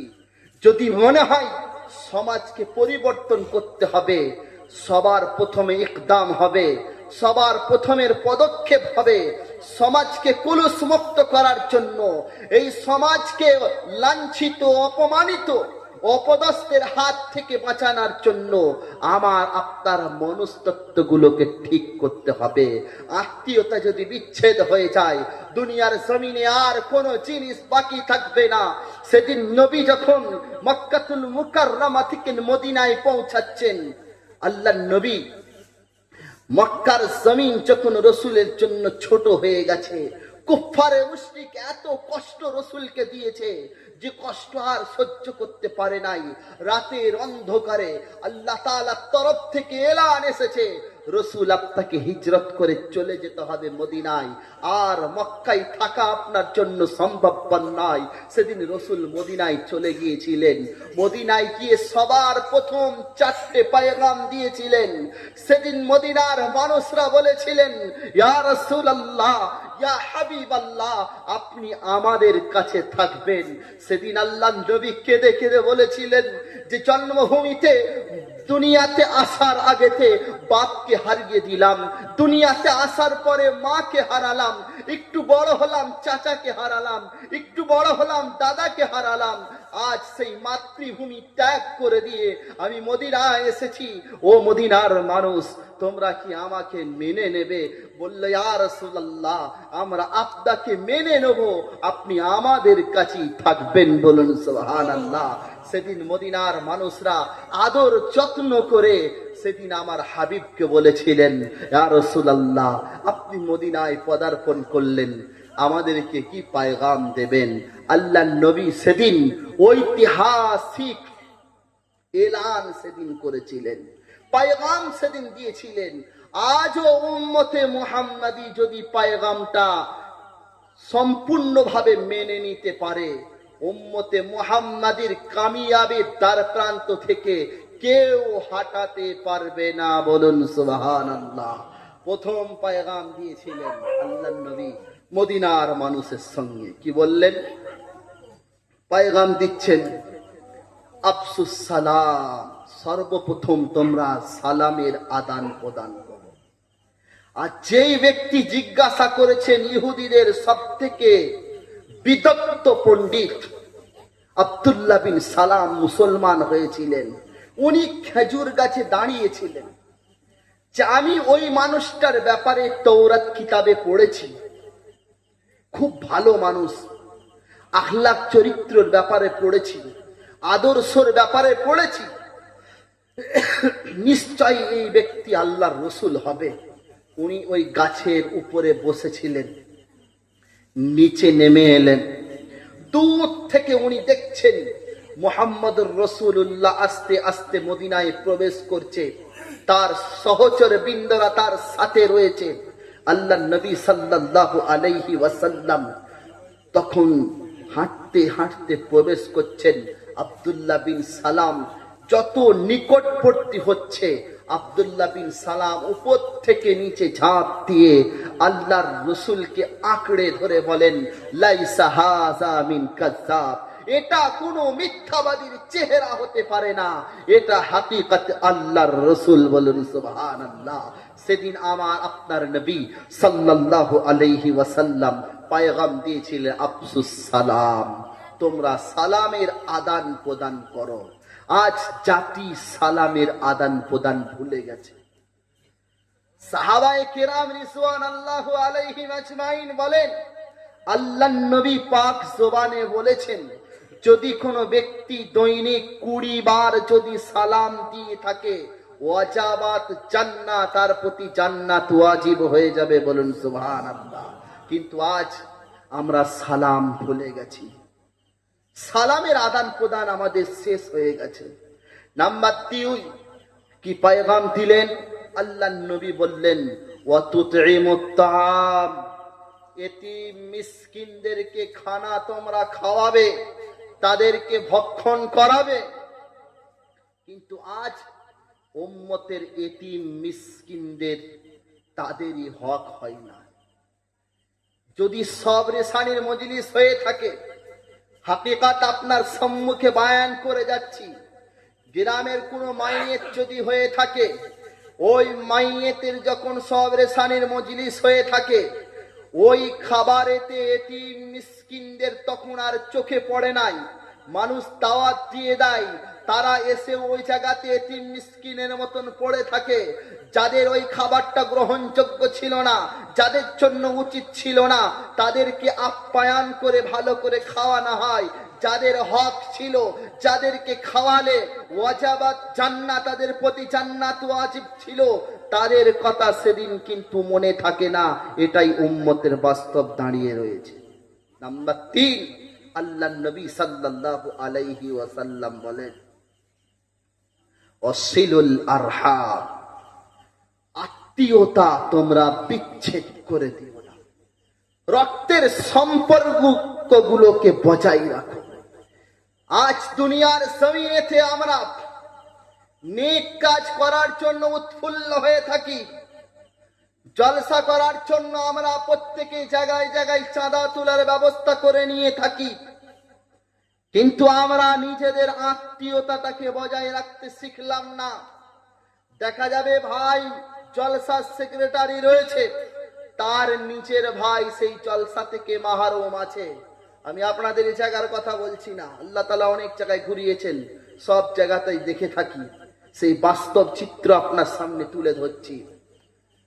যে ভাই এবং ভাইয়ের সাথে সম্পর্ক নাই, মা বাপের সঙ্গে আজকে সম্পর্কের অবনতি হয়েছে সন্তানের। মা একদিকে পড়ে থাকে, এই ঈদের দিন এসেছিল, যে সময় প্রয়োজন ছিল, যে সবার আগে সেই মাকে স্মরণ করে, যে মা আমাকে 10 মাস 10 দিন গর্ভে ধারণ করেছে, 2.5 বৎসর ফ্রি দুগ্ধ সার্ভিস দিয়েছে, 6টি বৎসর গোলামের মতো দাসের মতন খেপে চলেছে, ঠান্ডাতে জর্জরিত হওয়ার পরেও আমার মতন সন্তানদেরকে মা ঠান্ডা লাগতে দেয়নি। প্রচন্ড গরমের ভিতরে মা আঁচল দিয়ে হাওয়া করেছে রাতের পর রাত। সেই মাকে আজ দুনিয়াতে একটু হাতে পয়সা আসার পরে মাকে বলে গেছি। যে বাপ আমাকে গাছের মতন আটকে রেখেছিল, ছায়া করে রেখেছিল, সেই বাপকে আমি আজকে ভুলে গেছি। এটাই দুনিয়ার বাস্তব চিত্র এসে দাঁড়িয়ে গেছে। আল্লাহ পাক রব্বুল আলামিন বলেন, কোরআন পাকের ভাষাতে আল্লাহ ঘোষণা করছেন, ওয়াকাদা রাব্বুকা আল্লা তা'বুদু ইল্লা ইয়্যাহু ওয়া বিল ওয়ালিদাইনি ইহসানা ইম্মা ইয়াবলুগান্না ইনদাকাল কিবারা আহাদুহুমা আও কিলাহুমা উফফিন ওয়া লা তানহারহুমা ওয়া কুল লাহুমা কওলান কারীমা। আল্লাহ পাক বলছেন, যদি সাজদা করার অনুমতি দিতাম আমি আল্লাহর পরে বাপ এবং মায়ের দরজাটা তারপরেই থাকতো। দুনিয়াতে যদি কোনো বাপ এবং মা বৃদ্ধা অবস্থায় পৌঁছে যায়, শব্দ যদি করে থাকে, সেদিন আমার আরশের কুটি পর্যন্ত হিলতে থাকে। আমি আল্লাহ জিজ্ঞাসা করি, কেন? দুনিয়াতে এমন একটা সন্তান জন্ম নিয়েছে, বাপ এবং মাকে সে কষ্ট দিয়েছে, আমি আল্লাহ পাক সহ্য করতে না পেরে বাপ এবং মায়ের প্রতি যারা অনীহা প্রকাশ করে সেই বান্দার প্রতি আমি লানাত দিতে থাকি। আল্লাহ নবী সাল্লাল্লাহু আলাইহি ওয়াসাল্লাম বিশ্ব প্রফেট মুহাম্মদুর রাসূলুল্লাহ উম্মতকে সেদিন জানিয়েছিলেন, উম্মত রিজাল রব্বি রিজাল ওয়ালিদাইন ওয়া সাখাত রব্বি সাখাতুল ওয়ালিদাইন। যদি বাপ মা রাজি থাকে আল্লাহ পাক রাজি থাকবে, যদি বাপ মা নারাজ থাকে আল্লাহ তাআলাও নারাজ হয়ে যাবে। আজ আমি আপনি এই পশ্চিম পাড়ার যুবক জায়গায় বসে আছেন, আমি হাত জোড় করে আপনাদের কাছে বলে যাই আল্লাহর নবীর কথাগুলো একটু শুনবেন এবং সেগুলো বাস্তবের সাথে মিলাবেন। নবী সেদিন মক্কা থেকে মদিনায় পদার্পণ করেছেন। মক্কার জিন্দেগি রাসূলের জন্য কঠিন জিন্দেগি ছিল, আরামের জিন্দেগি ছিল না, বহুত কষ্ট দিয়েছে। রাসূল কাবা বাইতুল্লাহ নামাজ পড়েছে, উটের জিগড়িটা রসুলের পিঠের উপরে চাপিয়ে দিয়েছে, এরকম কষ্ট দিয়েছে। রসুল যে জায়গায় হেঁটেছে সে জায়গায় কাঁটা বিছিয়ে দিয়েছে, এরপরেও রসুল প্রতিশোধ নেননি, সহ্য করে দিয়েছেন। সেই রসুল মদিনায় এসে পায়গাম দিচ্ছেন, উম্মত আফসুস সালাম, সালামের আদান প্রদান করো। উম্মত তোমরা এতিম মিসকিনদেরকে খানা খাওয়াও। আল্লাহ নবী সেদিন বলেছিলেন, জান্নাতে আমি রসুলের সঙ্গে যদি কোনো ব্যক্তি থাকতে চাই সে যেন এতিম মিসকিনের কাফালাত করে। আমি রসুলের সঙ্গে জান্নাতে ঠিক এরকম ভাবে থাকবো, এটা আমি রসুল। আর যে এতিম মিসকিনের দেখাশোনা করে সেই ব্যক্তি, এতিম এবং মিসকিনের কাফালাতকারী দুজনে জান্নাতে এরকম ভাবে থাকবো। আল্লাহ নবী বলেন, এতিমের মর্যাদা কি আমি রসুল জানি। আমি এতিম ছিলাম, আমি এতিম মুহাম্মদ, শিশু মুহাম্মদ ছিলাম। এতিমের কষ্ট সেদিন রসুল পেয়েছিলেন। সেই জন্য আমি আপনি দুনিয়াতে বেঁচে থাকা অবস্থাতে এতিম মিসকিনদের অবহেলা করব না, করব না ইনশাআল্লাহ। সবাই বলছেন, একবার হাত তুলে বলেন তো যে আমরা ওয়াদা করছি। নারায়ে তাকবীর, নারায়ে তাকবীর, নারায়ে তাকবীর। আল্লাহ কবুল করুন। আমি এই জলসার মাহফিলে বহুত দিন ধরে জলসা করছি, কিন্তু উম্মতের সামনে বাস্তব চিত্রটা আনতে চাই সব সময়। এর কারণ আল্লাহ পাক রব্বুল আলামিন সেদিন আমাকেও প্রশ্ন করবেন যে উম্মতের বিচখানে গিয়েছিলে কি শুনিয়ে এসেছো। ওই জন্য উম্মতের হুকুক, আমি নামাজ পড়ছি, রোজা রাখছি, সব কিছু করছি, কিন্তু বাপকে দেখতে পারি নাই, মাকে দেখতে পারি নাই, ভাইকে দেখতে পারি নাই, বোনকে দেখতে পারি নাই, সম্পর্কের অবনতি আছে। একবার ভেবে দেখুন আমার আপনার ইবাদতটা কবুল হচ্ছে কিনা। রসুল বললেন, ওয়াসিলুল আরহাম, তোমরা রক্তের সম্পর্কগুলো বজায় রাখো। নাম্বার 4, আল্লাহ নবী বললেন, ওয়াসাল্লু বিল্লাইল ওয়ান নাসু নিয়ামুন। যেদিন দুনিয়ার জমিনে সালামের ঘাটতি হয়ে যাবে, যেদিন এতিম মিসকিনের খাবারে ঘাটতি আসবে, যেদিন রক্তের সম্পর্কগুলোতে অবনতি আসবে, সেদিন সব কিছু অবনতির পরে গোটা বিশ্ব যখন শুয়ে পড়বে, চতুর্দিকে নিস্তব্ধতা বজায় থাকবে, রাতের অন্ধকারেতে উঠে আমি আল্লাহ পাকের দরবারে সাজদা দিয়ে বলবে, আল্লাহ সেজদার হুকুম ছিল করতে পারি নাই, রুকুর হুকুম ছিল করতে পারি নাই, এতিম মিসকিনের অধিকার ফিরিয়ে দিতে পারি নাই, বাপ মাকে শান্তিতে রাখতে পারি নাই, ভাইয়ের সঙ্গে সম্পর্কের অবনতি হয়েছে, সব কিছু চেষ্টা করেছি, এরপরেও আমার দ্বারা সম্ভব হয় না। হে আল্লাহ, আমি আপনার দরবারেতে সাজদায় পড়েছি, আল্লাহ আপনি আমাকে ক্ষমা করুন, জাতিকে ক্ষমা করুন। সেদিন আল্লাহ বলবেন, আমি আমার ওই বান্দার আওয়াজটা কবুল করে নিই, বলুন সুবহানাল্লাহ। কিন্তু আজ রমজান এসেছিল, তারাবির নামাজ ছিল, নামাজগুলো সব ছিল, কিন্তু মসজিদগুলো ভর্তি করতে পারি না। আজ জলসাতে এত মানুষ এসেছে, এই মানুষগুলো যদি ফজরের নামাজে পৌঁছে যায় মসজিদগুলো আবাদ হয়ে যাবে। কিন্তু আফসোসের বিষয়, ইমাম এবং মুয়াজ্জিন দুজনেই থাকে। এটাই উম্মতের সবথেকে দুর্দশার অভাব। আল্লাহ পাক এই উম্মতকে দুনিয়ার জমিনে যে নিয়ামত দিয়েছেন, এই নিয়ামতের শুকরিয়া আদায় যদি করতে পারে কামিয়াব হয়ে যাবে। আল্লাহ এলান করছেন, লাইন শাকারতুম লাআযীদান্নাকুম ওয়া লাইন কাফারতুম ইন্না আযাবী লাশাদীদ। বিশ্ব যেদিন ঘুমিয়ে পড়বে, গোটা পৃথিবী যেদিন নিস্তব্ধ হয়ে যাবে, আমি আল্লাহ পাক আমার বান্দাদেরকে সেদিন পাঠিয়েছিলাম, আজও পর্যন্ত কিয়ামত পর্যন্ত জারি থাকবে। বান্দা যখন নিয়ামত গুলোকে স্মরণ করবে, নামাজের কথা আমি আল্লাহ বলেছি, তারা নামাজে দাঁড়িয়ে থাকবে। রুকুর কথা তাদের বলেছিলাম, রুকুতে দাঁড়িয়ে থাকবে। কোরআন তেলাওয়াতের কথা তাদেরকে বলেছিলাম, মৃদু কণ্ঠে রাতের আঁধারেতে নামাজে দাঁড়িয়ে কোরআনকে তারা যখন তেলাওয়াত করবে, আমি আল্লাহ পাক সব কিছু হুকুমগুলো তার সামনে দিয়েছি। নিয়ামত যখন দিয়েছি, আমার বান্দা যখন নিয়ামত গুলোকে পুঙ্খানু ভাবে মেনে চলবে, তার শুকরিয়া আদায় যখন করবে, আমি আল্লাহ তার নিয়ামত গুলোকে বাড়িয়ে দিয়ে বলুন সুবহানাল্লাহ। বান্দাকে বাপ মায়ের নিয়ামত দিয়েছি, বান্দাকে ধন দৌলত দিয়েছি, বান্দাকে সব কিছু যখন দিয়েছি, চোখের দৃষ্টি শক্তি বান্দাকে দিয়েছি, নাংরা বান্দাকে করি নাই, চলার ক্ষমতা দিয়েছি, হাতের শক্তি দিয়েছি, বচন শক্তি দিয়েছি, মস্তিষ্কের শক্তি দিয়েছি। সব কিছু দেওয়ার পরে বান্দা যখন আমি আল্লাহকে চিনতে পারে নাই, আমি আল্লাহ ওই বান্দাদেরকে মেনে নিতে পারবো না, বান্দাদেরকে মেনে নিতে পারবে না। এটা আল্লাহ পাকের এলান। যদি বলেন কিরকম, সেদিন কিয়ামতের ময়দানে এক শ্রেণীর ব্যক্তিদেরকে অন্ধ করে আল্লাহ তাআলা তুলবেন। সেদিন বলবেন, আল্লাহ আমরা তো দুনিয়ার জমিনে চোখে দেখতে পেতাম, আজকে অন্ধ কেন? আল্লাহ তাআলা বলবেন, দুনিয়াতে তোমরা যেটা দেখতে পেতে, আমি আল্লাহর কালামকে তোমরা দেখতে পেতে না, সেই জন্য তোমাদেরকে আজকে কিয়ামতের ময়দানে অন্ধ করে তুললাম।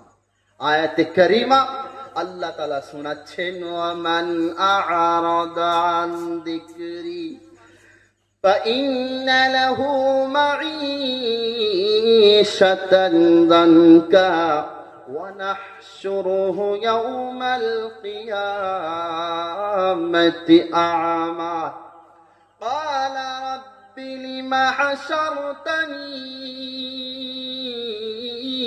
أعمى وقد كنت بصيرا। রব্বে যুল জালাল বলেন, সেদিন বিশ্বের দরবারে এলান হবে, আমি আল্লাহ পাক কোরআনটাকে মানুষ তোমার কাছে পাঠিয়েছিলাম, তিলাওয়াতের হক তোমার উপরে ছিল, বোঝার হক তোমার উপরে ছিল, তাফসীর করার হক তোমার উপরে ছিল, তাবলীগ করার হক তোমার উপরে ছিল। কোরআনকে তেলাওয়াত করতে পারলে না, মুসলমানের শর্ত অনুযায়ী, মুসলমানের তরিকা অনুযায়ী কোরআন আসার পরেও কোরআনকে যারা পড়তে পারে নাই, কোরআনটা থাকার পরেও কোরআন দিয়ে যারা বিচার করতে পারে নাই, কোরআনটা থাকার পরে কোরআন অনুযায়ী যারা চলতে পারে নাই, আমি আল্লাহ পাক রব্বুল আলামিন কিয়ামতের ময়দানে তাদেরকে অন্ধ করে তুলবো। সেদিন তারাই বলবে, আল্লাহ আমরা দুনিয়াতে দেখতে পেতাম, আজকে অন্ধ করে কেন তোলা হলো? সেদিন আল্লাহ পাক বলবেন, আমি কোরআনকে দিয়েছিলাম, কোরআন অনুযায়ী তোমরা চলতে পারো না। কিন্তু কোরআন অনুযায়ী যদি আমি আপনি চলতে না পারি, কামিয়াব হবে না। আমরা প্রত্যেকে মনে করি যে উলামায়ে কেরাম আছে, কোরআন হাদিস ছাড়া আর কিচ্ছু এরা জানে না। না, আল্লাহ পাক যে দুনিয়া সাজিয়েছেন, এই দুনিয়াটা সাজানোর পেছনে আল্লাহ পাকের সবথেকে বড় হাতিয়ার হলো কোরআনুল কারীম। এবং আল্লাহ তাআলা বলছেন, যদি ঈমান মজবুত থাকে, ঈমানদার ব্যক্তির জন্য কোরআনকে বোঝা হলো তার ফরজে আইন। কিন্তু আজ আমি আপনি সে কোরআনকে বুঝতেও জানি না, পড়তেও জানি না, এটাই বাস্তব দাঁড়িয়েছে। মসজিদের কাতারগুলো পূরণ কেন হয় না? শেষ হাদিস বলে আপনাদের কাছ থেকে ইনশাআল্লাহ বিদায় নেব।